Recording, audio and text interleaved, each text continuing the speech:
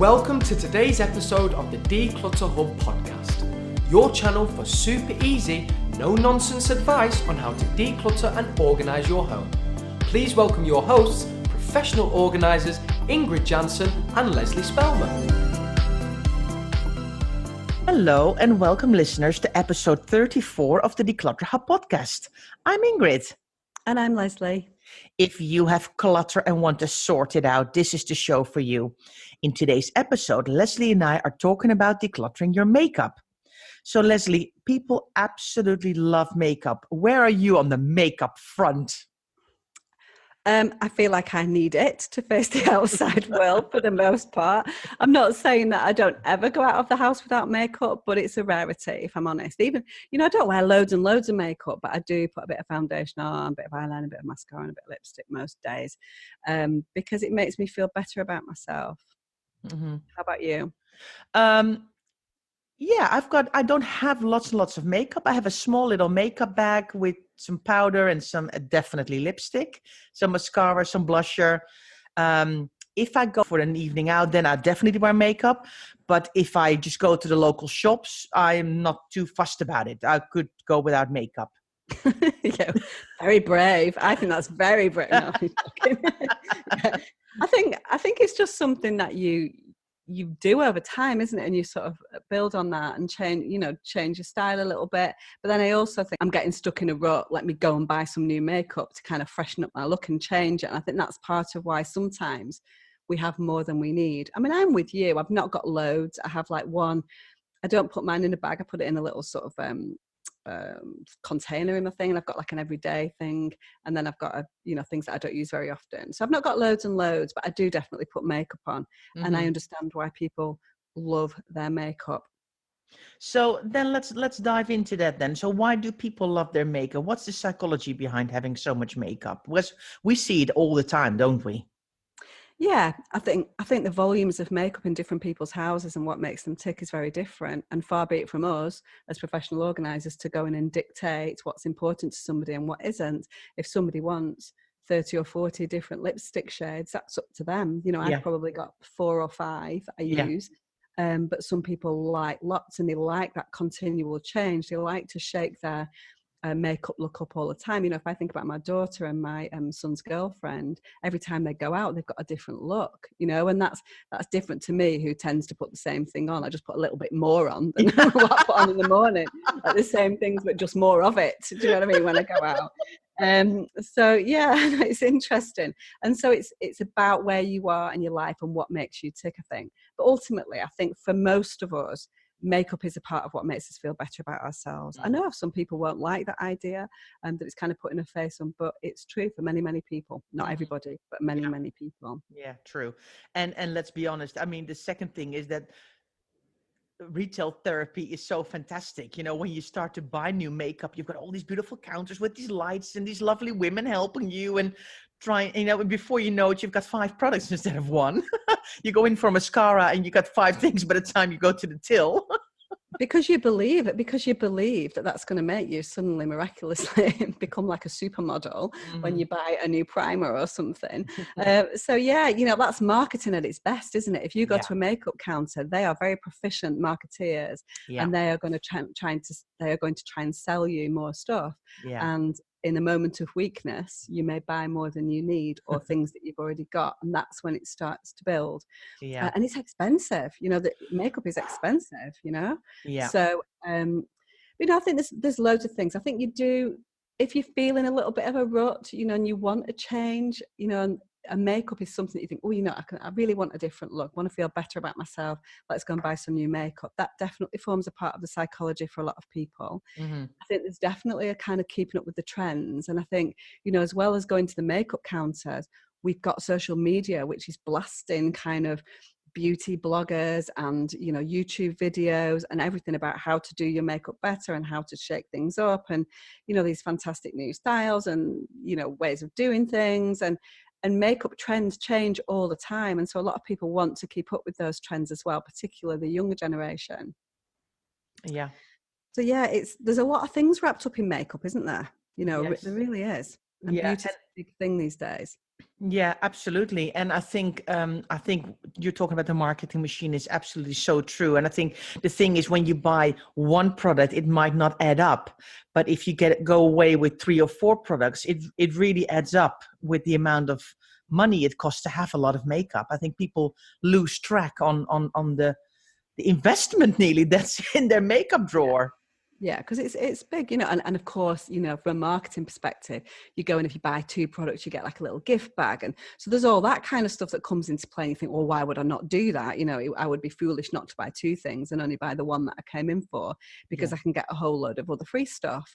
And so there's so much wrapped up in that. And we see that all the time in the decluttering world. And as we said, it's not for us to dictate what makes you tick and what makes you happy.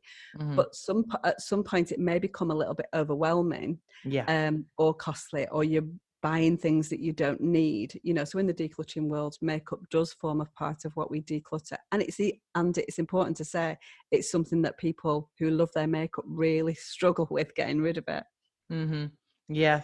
So let's then talk about the decluttering a little bit. When we work with clients or when we declutter our makeup ourselves, what do we need to look at if we have lots and lots of makeup to deal with? How do we declutter it? I think first of all, you need to know what you've got, don't you? So I definitely think that makeup is certainly a kind of gather like with like scenario. So gather up all your foundations together, gather up all your eyeliners, all your lipsticks and your lip glosses, and your primers and your powders and your blah, blah, blah, blah, blah. Yeah. Only when you see the amounts that you've got can you make a rational decision then about what no longer serves you. And there will certainly be things that you bought a couple of years ago that were a mistake, that didn't ever look good on you for whatever reason. And so, but I think if you try and I think it's interesting because we talk about this with a lot of things that people, those things that people love, whether it's a shoe collection, a book collection, a makeup collection, the key word here is collection, and people are like, oh, no, we're not touching my makeup, or we're not touching my books, because people view them as a whole collection that can't be splintered off into individual items. And so I think by gathering like with like, all of a sudden the individuality and the individual items come into the fore, and we can make more rational decisions at that point. We can't do that if it's just all put together in boxes and boxes of things, really. Yeah, very, very true. And I also want to add here as well, don't forget the stuff in your handbag, ladies, if you're decluttering, but if you're in your bathroom or in your dressing table, don't forget the stuff that's lying about in other places if you're gathering like with like. And not just ladies, Ingrid, not just ladies. True. Good point. Well made, Leslie. Yes, of course. Sorry. Yeah. But anyway, so really important then to think about that, and to think about splitting it down into the individual items. And I think that's the first stage for me. So I've got quite a few clients actually who love their makeup, and one of them, I was talking about it to you just before we came on online, wasn't I? I've got a tall boy, like a big chest of drawers, and we literally have got one drawer for each face part. I don't know what you call it. One drawer for foundations, one for eyes, one for lips, one for, that kind of thing, one for nail polishes. So these are big amounts of stuff, and that's after the decluttering, So, for some people, we're just talking about one makeup bag, and for other people, we're talking about the contents of a huge chest of drawers. And so it can be very different for different people. Yeah. And you don't have to get rid of everything in there. That's not what this is about, but it's about making sure that you're left with the things that you truly are using. And we do have to think a little bit also about hygiene and things like that we're going to talk about now, aren't we? Yeah, definitely. Because what people don't realize is that cosmetics trap quite a lot of bacteria, and you really have to replace them on a regular basis to avoid irritation of your skin and breakouts and eye infections. And I read somewhere, because I've been doing quite a lot of research for this podcast, and somebody said a rule of thumb, the more moisture the product has, or the closer it comes to your eyes, the shorter its lifespan. And I thought, oh, that's interesting. So then I started to look into what is the lifespan of products. So can we advise anything here besides having complete common sense?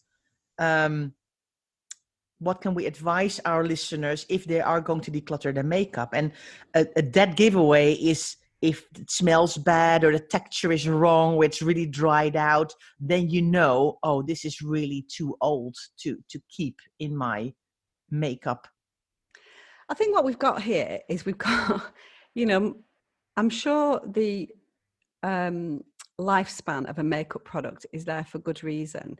But I also think that makeup brands are there primarily or solely to sell you more product. Yeah. Yeah. And so, not that, you know, some makeup brand's going to come and kill me, aren't they? But, you know, it kind of, if it says this has got a 6-month lifespan, do we actually look at that product after 6 months? You know, I'm thinking about a mascara, which probably normally would say 3 to 6 months on it. Yeah. Yeah. Am I still using my mascara after 9, 12 months?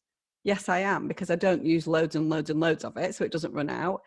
And I've not got huge colossal eye infections. I'm fine. You know what I mean? Yeah. So it's, you know, and then I've got a blusher that I've probably, you know, that I found that I've probably had for, because I don't really use that much of it, you know, so it lasts for quite a long time. So I've probably had that a couple of years. Mm-hmm. You know, is putting a bit of blusher on my face from a couple of years ago going to cause me a problem?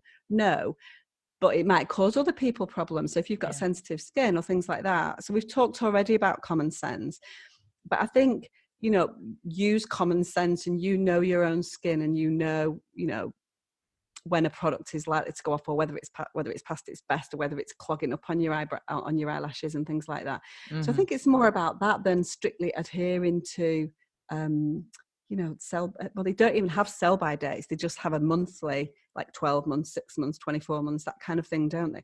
So it's even hard. They don't have a kind of use by date, because it depends on when you open them. Yeah. So, you know, we could sit here and say, oh, write on your mascara when you open it. But that's not going to happen, is it? Who's going to do that? Yeah. Do you know anyone that does that? No one's going to do that. You know what I mean? No. The only time I really should suggest people do that is on their sun cream.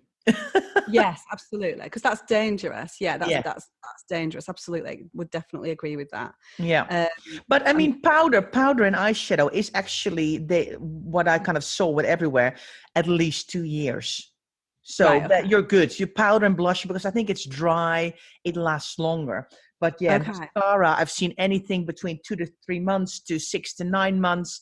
For me, my logic is if it starts to really dry out and it gets too thick, then I know, and because I use it every day, because I do like using mascara, I know that I probably buy it more often than the 2 years, because I know it doesn't last that long in my house.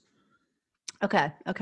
So yeah, so I think the hygiene side of it, you know, let's not get bogged down with that. I think it's more about common sense, isn't it? But obviously knowing your own skin and your own, you know, because different people are much more sensitive. Yeah, true.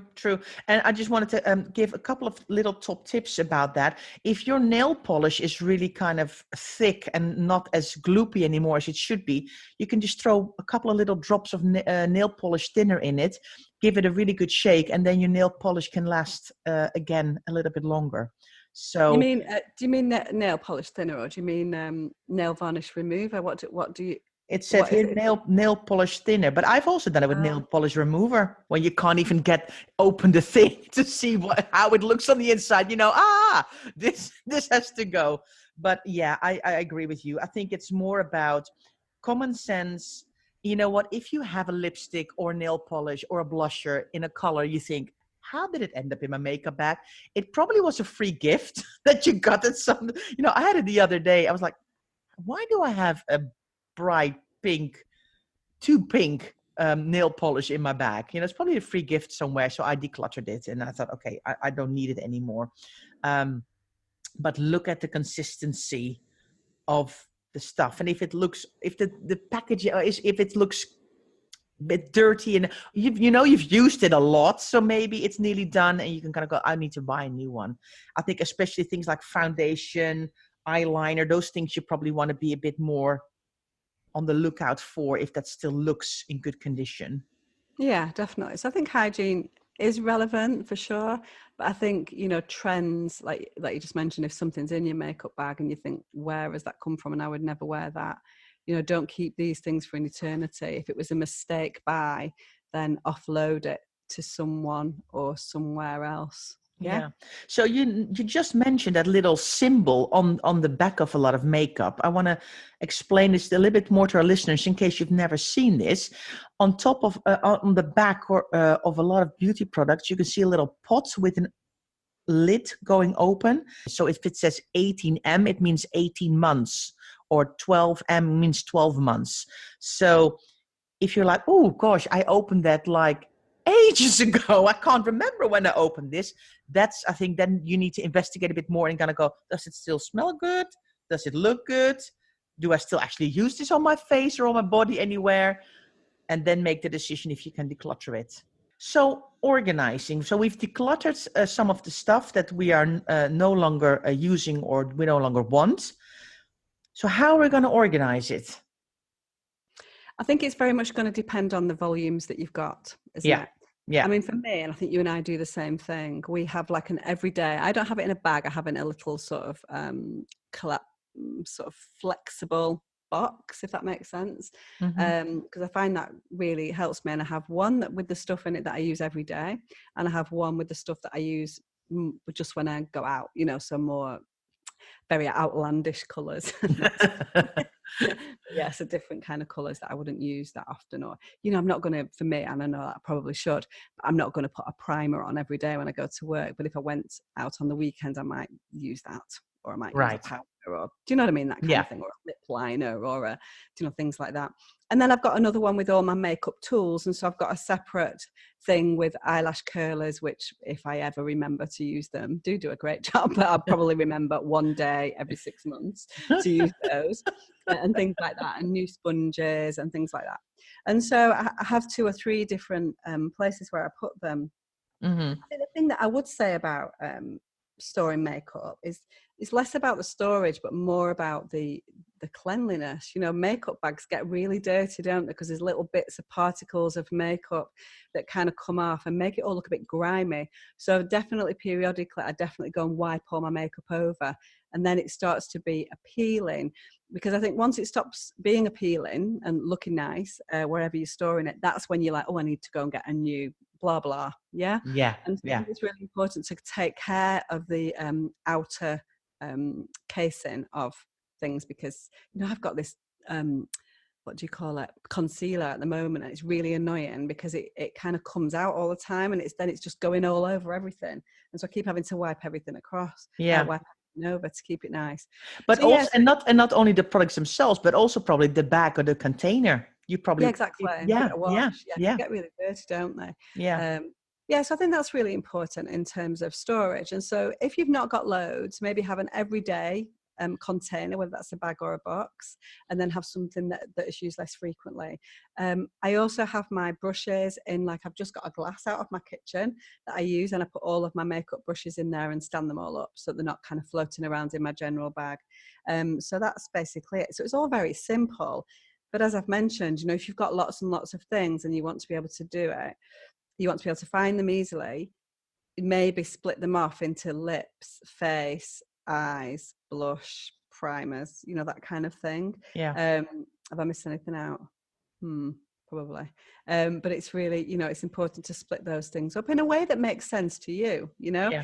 Does it make sense to you to put your foundations in with your blushes because that's a face thing, or not? Or would you see those as 2 completely separate things? Would you put your blushes in with your highlighter? Would you put your lip glosses in with your lipsticks or not? Do you know what I mean? It's very different for different people. And you need to think about what makes sense for you and how many containers you've got to put things into. You also need to think within storage about how meticulous you are. So there's some fantastic makeup storage containers out there, but they are for people that are quite meticulous about putting things away. And so you need to be honest with yourself about, am I actually going to do that, or am I a kind of chuck it in a box person and rummage around? I am definitely that. I am a chuck it in the box person and rummage around to find what I want. I don't want to spend lots of my time meticulously putting all my lipsticks lined up in a sort of perspex, you know, casing.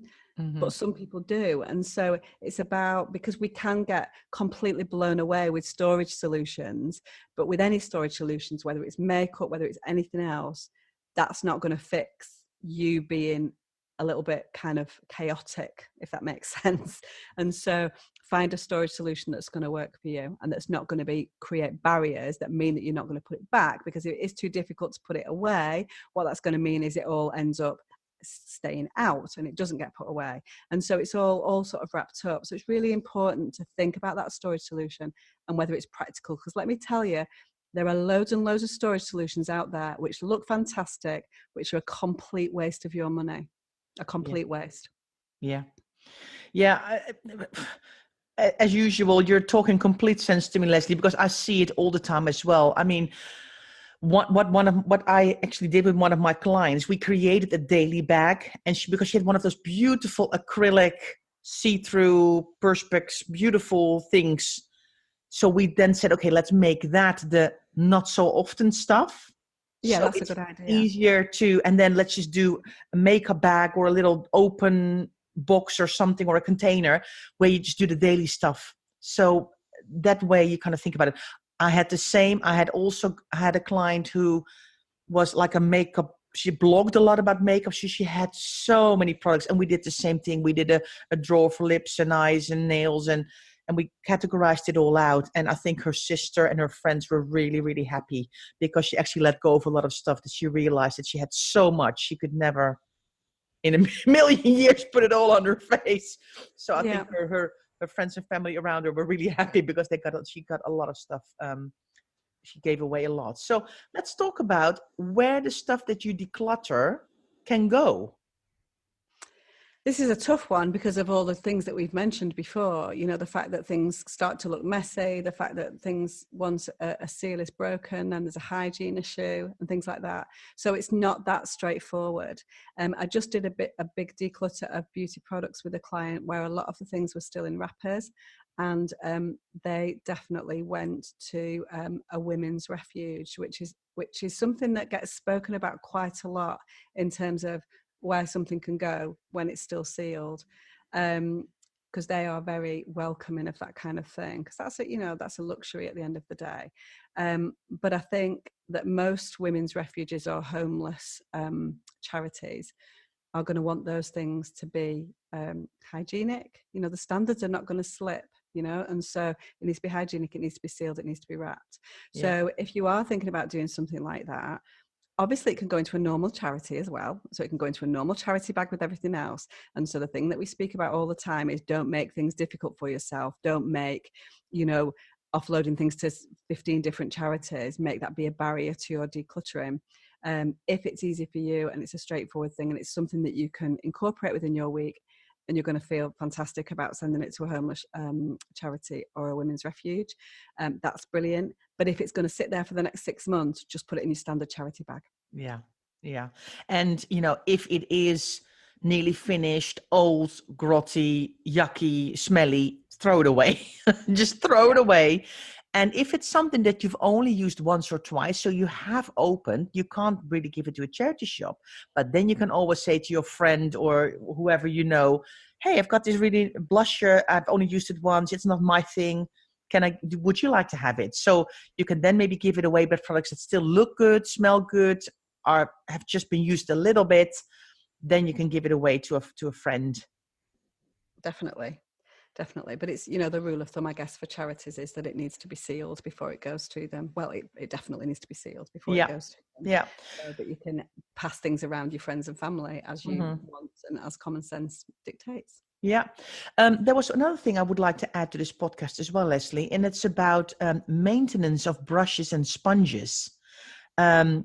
Because of course we talk about makeup, but I think makeup equipment and tools and things, they also need to be maintained and cleaned out. And I think especially those brushes that people use to put like foundation on really need to be cleaned very, very regularly.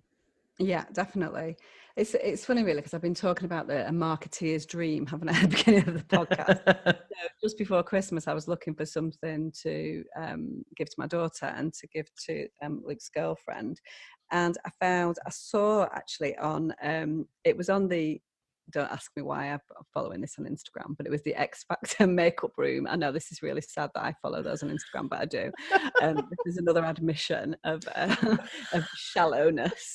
So for some reason, I'm following the X Factor makeup room, and so they show that they use this thing called a Style Pro. It sounds like a sponsored post here. I feel like I should be getting money from Style Pro, but obviously we're not. But it's like a sort of centrifugal thing that makes these brushes, and they come out. So you clean these brushes, and they come out dry, which is a big deal, and it actually works. And so just before I came on, I've not really asked Leah since Christmas, how did that thing work? She goes, oh, it's fantastic. So that's something maybe to look at, so you can clean all your brushes with that, and they come out dry, which is a big deal, because normally you've got to leave them, haven't you, to dry off once you clean them. That's why people don't end up using them, because people think, oh, I need to clean my brushes, and then that's just when they're going to put the makeup on, and then, oh, but I don't want a wet brush, and so it's another barrier, isn't it? So I'm sure there's other products very similar, but that sort of seemed definitely to work for my daughter. Okay, cool, good idea. Lesley, do we need to say anything else about decluttering and organizing makeup? Is there anything we've left out? I don't think so. I think it's just that it's just a very personal thing. It's just a very personal thing, in terms of how many shoes have you got? How many clothes have you got? This is never about dictating to people what they should have and the volumes of them, because everybody is different and what makes them tick is different. If you love your makeup, go for it and keep it. But just be realistic and just be prepared to go through periodically and get rid of the things that no longer serve you, whether that's that they're the wrong colour, whether that's that they're a little bit manky and they need to go, or whether or not it was a mistake purchase or a freebie that you've never used or something like that. So don't just keep everything, because what happens then is it becomes completely overwhelming. I mean, the amount of arguments between husband and wife about the amount of makeup that people have got, that's a common one, isn't it? Like, oh my gosh, she's got so much makeup, it's all over the floor. And I'm sure some of you will relate to that out there. And so, so just be honest with yourself, but don't worry about if you've got too many of them, if you're using them, but be honest about how often you're using them all. Yeah, completely agree with you. Well, listeners, that's it for this episode, and we hope you've all enjoyed listening and are inspired to take action. So will you clean out your makeup brushes and sponges? And are you going to have a little clean through your makeup bag and have a think about actually what are your items that you use all the time and daily? And does making a daily bag make sense to you? Anyway, we hope this podcast has been super helpful. And if you'd like to get more tips and advice, please follow us on social media. We're on Instagram, Twitter, Facebook, and we've got a fantastic Facebook group community where we chat all things clutter, and we'd love to see you there. If you don't want to miss the next weekly episode, subscribe to the Declutter Hub podcast on iTunes, Spotify, and Stitcher, and it will pop into your notifications each Friday. See you next time. Thanks for listening to this week's episode of the Declutter Hub podcast. Check out declutterhub.com for more inspiration, and don't forget to tune in next week.